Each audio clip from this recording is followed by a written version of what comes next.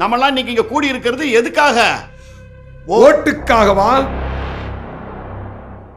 கட்சிக்காகவா, எங்களுக்காகவா, எங்க குடும்பத்துக்காகவா? இல்ல, நாட்டுக்காக. நாடு நல்லா இருக்கணும்னா என்ன பண்ணணும்? நாட்டை நேசிக்கிறவங்க நல்லா இருக்கணும், நாட்டுல உள்ள மக்களை நேசிக்கிறவங்க நல்லா இருக்கணும். இந்த நாட்டையும் நாட்டு மக்களையும் நேசிக்கிறவங்க யாரு? அது யாருன்னு என் கண்ணுக்கு நல்லா தெரியுது. உங்கள் கண்களுக்கு தெரிகிறதா? தெரிகிறதா? எங்க இருக்காரு? இங்க இருக்காரா? இந்த மேடையில இருக்காரா? யாரது? கேட்கல. ஓ, பச்சை துண்டு போட்டிருக்காரா? அவர்தான் நம்ம தலைவர். அவருக்குத்தான் நம்ம ஓட்டு. அவருக்குத்தான் போடணும் ஓட்டு. போடணும் ஓட்டு. என்னையா நடக்குது? நடக்குது தலைவரே, நடந்தது. மேடையில நீங்க பேசுனீங்க, அதை நான் பார்த்தேன். திரும்பி திரும்பி திரும்பி பார்த்து பார்த்து பார்த்து உங்க டயலாக் எல்லாம் எனக்கு ப்ராம்ப்டிங்கே இல்லாம மக்கப் ஆயிடுச்சு தலைவரே.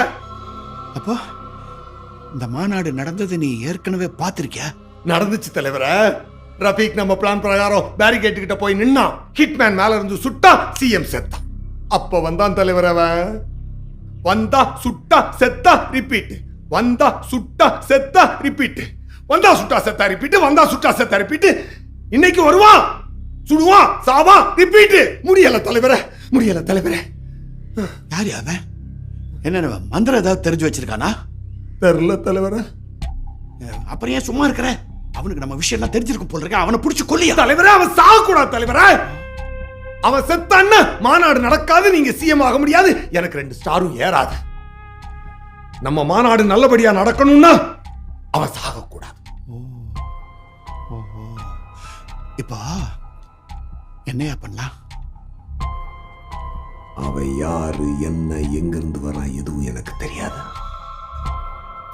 ஆனா அவனுக்கு தெரிஞ்சவங்கள ஓரளவுக்கு எனக்கு தெரியும். பிடிக்கிறேன் தலைவரை, பிடிக்கிறேன்.